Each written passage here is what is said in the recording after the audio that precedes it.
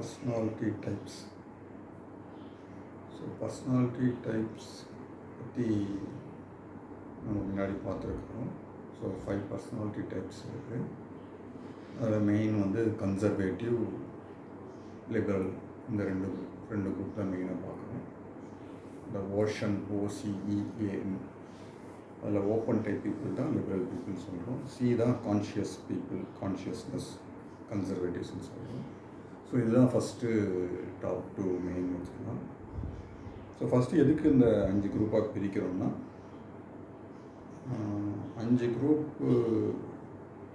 பிரிக்கிறதுக்கு என்ன ப்ராப்ளம் இருக்குங்க.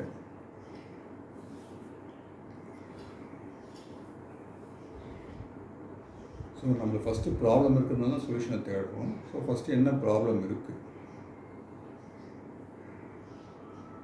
என்ன ப்ராப்ளம் இருக்குன்னா, நம்ம ஹியூமன் பீயிங்ஸ் வந்து எல்லோரும் ஒரே மாதிரி பிஹேவ் பண்ண மாட்டுறாங்க.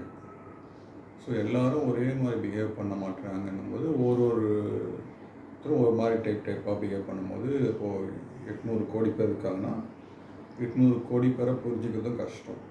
ஸோ அப்போது இவங்களுக்குள்ளே ஏதாவது காமனாலிட்டி இருக்கா, இவங்க பிஹேவியர்ஸ்லாம் ஏதாவது குரூப்பாக சேர்க்க முடியுமா அப்படின்னு பார்க்கும்போது, இந்த 800 கோடி பேர் ஆக்டிவிட்டீஸை, அவங்களுடைய திங்கிங்கை எல்லாம் அனலைஸ் பண்ணும்போது இவங்களை ஒரு 5 குரூப்பாக பிரிக்கலாம் அப்படின்னு தோணும். ஸோ ஃபஸ்ட்டு நம்மளுக்கு ப்ராப்ளம் என்னென்னா, 800 கோடி பேரையுமே புரிஞ்சிக்க முடியாது. ஸோ 800 கோடி பேருமே நம்ம பார்த்து பழகி 20 வருஷம் ஆன அப்புறம் புரிஞ்சிக்கிறதுக்கு முடியாது. ஸோ அதனால் பெட்டர் ஏதாவது சொல்யூஷன் இருக்கான்னு தேடும் போது இவங்களை குரூப்பாக பிரிக்கிறது ஒரு சொல்யூஷனாக தெரியுது. ஸோ இப்போ இந்த மாதிரி 5 பீப்புளை பிரிக்கிறாங்க. பேஸ்ட் ஆன் தேர் ஆக்ஷன்ஸ், அந்த பேட்டர்னை பார்த்து இந்த 5 குரூப்னு பிரிக்கிறோம். ஸோ ஃபஸ்ட்டு இவங்க 5 குரூப்பாக இருக்கிறாங்க, அதோடைய அந்த குரூப்பில் இருக்கவங்க எப்படி பிஹேவ் பண்ணுறாங்கன்னு தெரிஞ்சுக்கிறது ஃபஸ்ட்டு ஸ்டெப்பு. 2வது ஸ்டெப்பு தெரிஞ்சுக்கிட்ட அப்புறம் அவங்களோட எப்படி இன்ட்ராக்ட் பண்ணணுன்றது 2வது ஸ்டெப்பு. ஸோ 2வது ஸ்டெப்பு முக்கியம்தான். ஆனால் அதுக்கு முன்னாடி நம்ம ஃபஸ்ட்டு என்ன மாதிரி அவங்க பிஹேவ் பண்ணுறாங்க, என்ன மாதிரி கேட்டகரைஸ் பண்ணிக்கிறான்னு தெரிஞ்சுக்கிட்டா தானே அவங்களுக்கு ஏற்ற மாதிரி நம்ம ஆக்ட் பண்ண முடியும். ஸோ இப்போ ஒரு அனிமல் வருதுன்னா, ஒரு நரி வருதுன்னா நரிக்கு எப்படி பிஹேவ் பண்ணணும்னு தெரியணும். பாம்பு வந்தால் பாம்புக்கு எப்படி பிஹேவ் பண்ணணும்னு தெரியணும். அதுக்கு முன்னாடி நரினா என்ன, பாம்புனா என்னன்னு தெரிஞ்சுக்கணும். ஸோ அது தெரிஞ்சுக்கிட்ட அப்புறம் நரி கூட எப்படி பிஹேவ் பண்ணணும், பாம்பு கூட எப்படி பிஹேவ் பண்ணணும், பாம்பை எப்படி அட்டாக் பண்ணணும், நரி எப்படி அட்டாக் பண்ணணும், எப்படி ஹேண்டில் பண்ணலாம் தெரிஞ்சுக்கணும். ஸோ அந்த மாதிரி தான் இந்த பர்சனாலிட்டி டைப்ஸ். ஸோ 5 விதமான பர்சனாலிட்டி டைப்ஸ் எதுக்கு டிஃபைன் பண்ணுறோன்னா, இந்த மாதிரி 5 கேட்டகரிஸ் இருக்குது. அதோடைய டெஃபினேஷன்லாம் தெரியும். தெரிஞ்ச அப்புறம் அது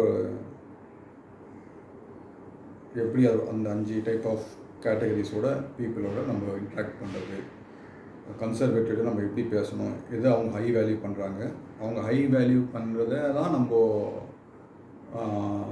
காமன் வேல்யூவை வச்சு பேசணும். ஒரு கன்சர்வேட்டிவ்கிட்ட போயிட்டு நம்ம வந்து புதுசாக திங்க் பண்ணலாம், இது புதுசு, இது நேற்று தான் யோசித்தேன் அப்படின்னா அவங்களுக்கு அது போர் அடி, அது அட்ராக்டிவாக இருக்காது. அவங்க வந்து இது வந்து ஓல்டு, இது வந்து 1000 வருஷமாக இருக்குது, இது வந்து பல சொசைட்டியை ஃபாலோ பண்ணி சக்ஸஸ் ஆகிருக்கு அப்படின்னு சொன்னால் தான் அவங்க வந்து அதை வேல்யூவாக எடுத்துப்பாங்க. ஸோ அப்போ கன்சர்வேட்டிவ்ஸ் கூட அவங்க எதை வேல்யூ பண்ணுறாங்களோ அதை வேல்யூ பண்ணி தான் நம்ம பிஸ்னஸ் பண்ண முடியும், கான்வர்சேஷன் பண்ண முடியும், கம்யூனிகேட் பண்ண முடியும். ஒரு லிபரல் பீப்புள் கிட்ட வந்து புதுசாக நாவலாக ஏதாவது ஒரு ஐடியா இருந்ததுன்னா நீங்கள் அதை அவங்க கூட பேசலாம், டிஸ்கஸ் பண்ணலாம், ஒரு ஆர்டிகுலேட் பண்ணி ஒரு நாவலை பற்றி பேசலாம். ஸோ ஒரு க்ரியேட்டிவ் சப்ஜெக்டை பற்றி டிஸ்கஸ் பண்ணலாம் அவங்களோட. ஸோ அவங்க எதோ வேல்யூ பண்ணுறாங்கன்னு தெரிஞ்சால் நம்ம வந்து அவங்களோட டிஸ்கஸ் பண்ண முடியும், அதில் பிஸ்னஸ் பேச முடியும்.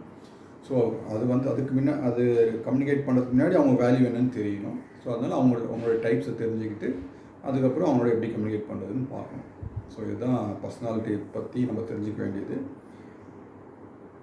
அண்ட் அவங்களோட எப்படி கம்யூனிகேட் பண்ண தெரிஞ்சுக்கிறது.